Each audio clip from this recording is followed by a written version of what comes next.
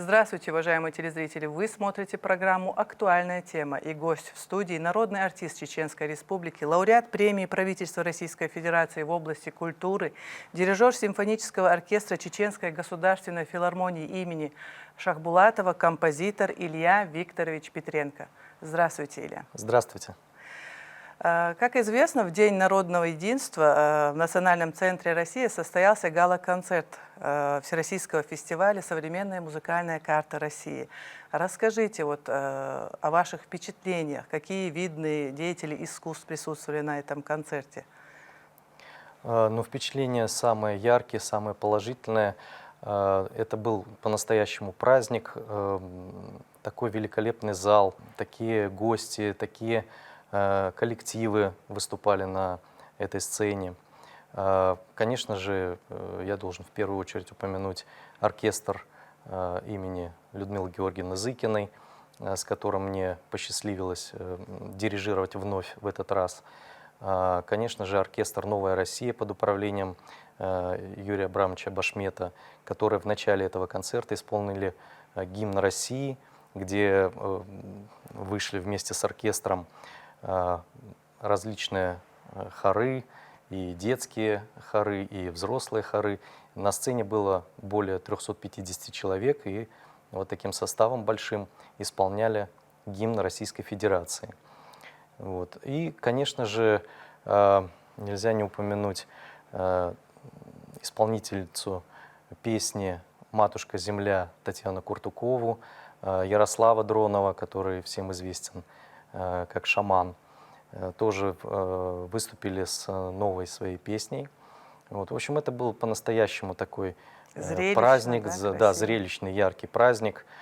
Публика была в восторге. Мы тоже достойно очень представили Чеченскую Республику на этом концерте. И хотел добавить еще, что значимость этого фестиваля, конечно же, прибавляет то, что с приветственным словом от президента Российской Федерации Владимира Владимировича Путина выступил Сергей Кожугедович Шойгу, который вышел на сцену и зачитал это приветствие, поприветствовал тоже всех участников этого фестиваля. Поэтому как раз это подчеркивает статус и уровень этого события. Важность самого фестиваля, да? И да, еще хотелось бы отметить, что особой гордостью для нашей республики тоже является то, что на одной сцене с чеченской рапсодией звучали такие произведения, как произведения наших мэтров, это Александры Пахмутовой, это Александра Зацепина, что тоже очень, в общем, прибавляет такого статуса этому фестивалю. В этом фестивале принимал участие известный очень композитор, выдающийся композитор, кинокомпозитор Андрей Батурин, который написал музыку ко многим полюбившимся нам фильмам. Для меня, например, такой знаковой работой является фильм «Классик». Это замечательный фильм. И музыку к этому фильму написал Андрей Константинович Батурин, который сейчас является президентом Союза композиторов Евразии, и который тоже высоко отметил чеченскую рапсодию и сделал предложение вступить в Союз композиторов Евразии. Ну как, приняли? Да, я отправил документы, и теперь являюсь членом Союза композиторов Евразии. И кроме того, по итогам этого фестиваля меня пригласили принять участие в форуме Всероссийского юношеского оркестра национальных инструментов народов России в Москве тоже, в колонном зале Дома Союзов и в Светлановском зале Международного Московского дома музыки. И там я буду дирижировать тоже оркестром национальных инструментов, народных инструментов имени Людмилы Георгиевны Зыкиной. Как вы считаете, Илья, это все плоды этого гала-концерта или же многолетнего опыта и работы вашей? Я думаю, что это и то, и другое. И, конечно же, фестиваль вот этот всероссийский, это та площадка, на которой мы имели возможность представить вот и свою республику, и свое творчество, по результатам которого вот и состоялось это приглашение. Илья Викторович, а вот когда вы узнали, что чеченскую рапсодию отобрали для этого гала-концерта? Ну, довольно незадолго, где-то дней за 10, наверное, мне позвонили и сообщили о том, что Чеченская Республика тоже примет участие в этом концерте, в Какие эмоции вас гала-концерте. тогда Ну, переполняли? конечно, безусловно, это гордость, гордость за всю республику.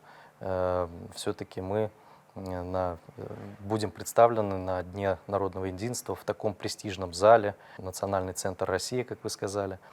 Тем более, Вот, что да. и чеченскую рапсодию выбрали из 89 музыкальных произведений. Это огромное количество в рамках страны. Да, да. И вот мы с музыкантами оркестра народных инструментов в этот раз поехали туда и представили Чеченскую республику с произведением «Чеченская рапсодия». Это замечательные музыканты народного оркестра нашей Чеченской филармонии, Хазир Акбулатов, народный артист Чеченской республики, Дычкпондыре, Ацаев Рустав, это исполнитель на доуле, и Асланбек Абуев, исполнитель на гармонике, заслуженный артист Чеченской Республики.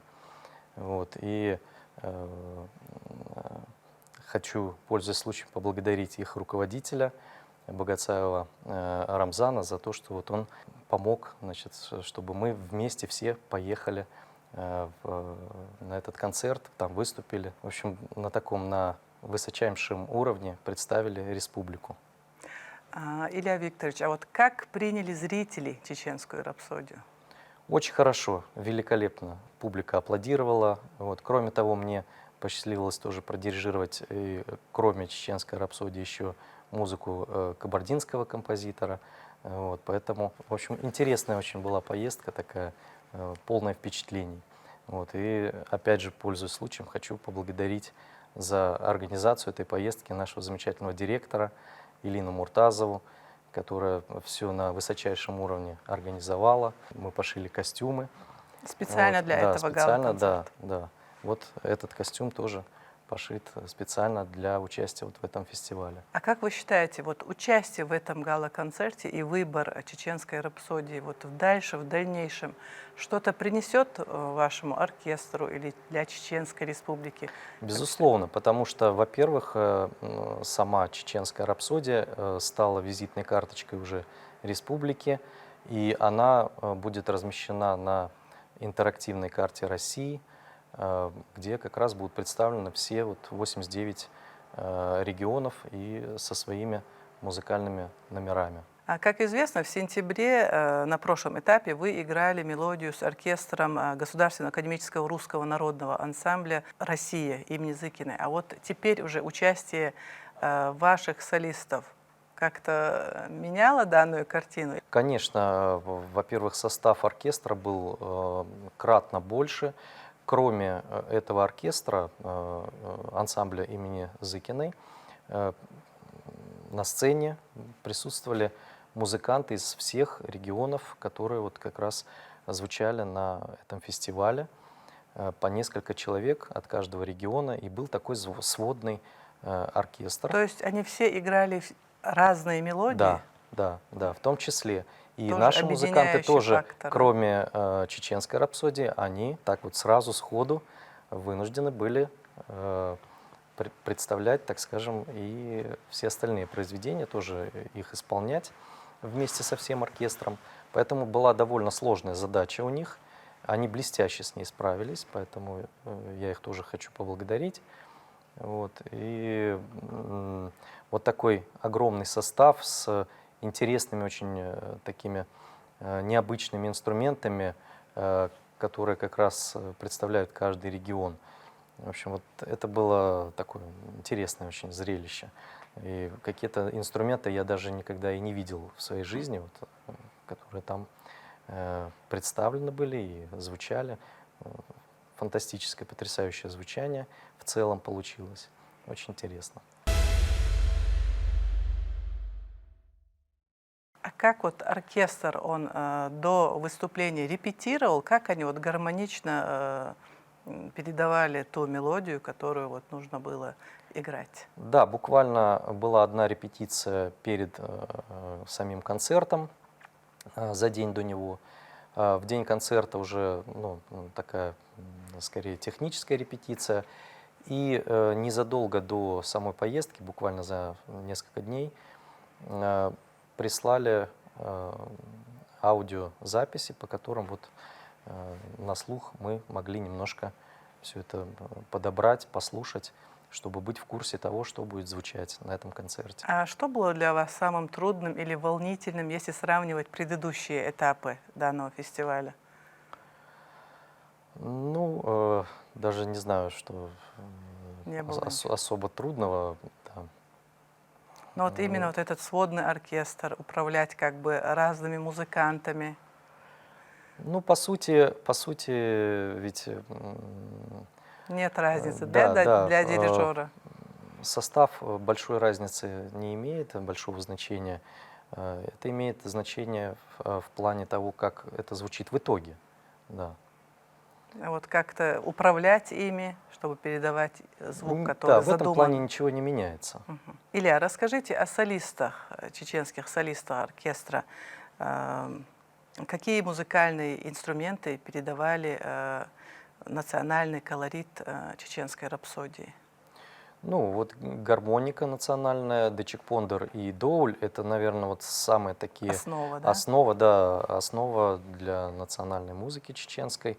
Поэтому на них, естественно, пал выбор, когда мы туда поехали и привезли с собой эти инструменты. Это артисты не вашего оркестра, да, насколько Это я знаю? артисты оркестра народных инструментов нашей филармонии. Вот, то А есть вам это... доводилось вот раньше именно вот вместе с ними дирижировать? У нас была такая практика, мы совместным оркестром, тоже симфонический оркестр и оркестр народных инструментов, исполняли некоторые композиции, да, вместе мы работали. Но вот именно как с солистами я с ними познакомился так вот впервые в этой поездке. Планируются ли другие концертные программы по России, где будет звучать чеченская рапсодия в дальнейшем?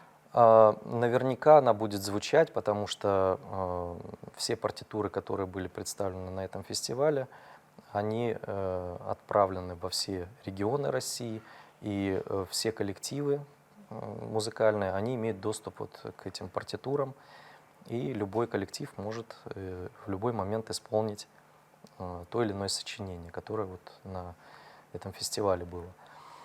Вот, поэтому я уверен, что чеченская рапсодия как раз это тот пример, который, значит,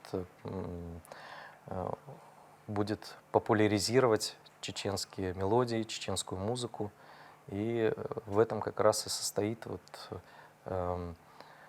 весь смысл этого фестиваля. Познакомить всю страну с творчеством конкретного региона, да, с музыкой, с национальной музыкой всех регионов. Давайте напоследок расскажем об интерактивной карте музыкальной, где вот у простого обывателя, у гражданина, так скажем, есть возможность услышать непосредственно эти мелодии. Есть специальный сайт, который создали в момент, когда формировался вот этот вот фестиваль. Он так и называется «Современная музыкальная карта России». Его можно найти в интернете, если в поиске написать вот это сочетание «Современная музыкальная карта России». И там как раз будет представлена вот эта самая интерактивная карта. Но, скорее всего, потребуется некоторое время для того, чтобы на этой интерактивной карте разместить вот эти все музыкальные фрагменты. Пока в разработке, пока, да? Пока это в разработке, да. Но на сам сайт можно уже сейчас зайти, посмотреть, почитать информацию, посмотреть хронологию всех событий, историю этого фестиваля, тех людей, которые заняты в этом фестивале, познакомиться с творчеством всех регионов. Илья, время нашей программы подходит к концу. Я благодарю вас за участие в нашей программе и желаю вам творческих успехов в будущем. Спасибо. И вам тоже больших-больших успехов. Ну а нашим телезрителям я напоминаю, что сегодня в студии народный артист Чеченской Республики, лауреат премии правительства Российской Федерации в области культуры, дирижер симфонического оркестра Чеченской государственной филармонии имени Шахбулатова, композитор Илья Викторович Петренко. Ну а с нашими телезрителями я прощаюсь. Спасибо вам за внимание и до новых встреч на ГТРК «Войнах».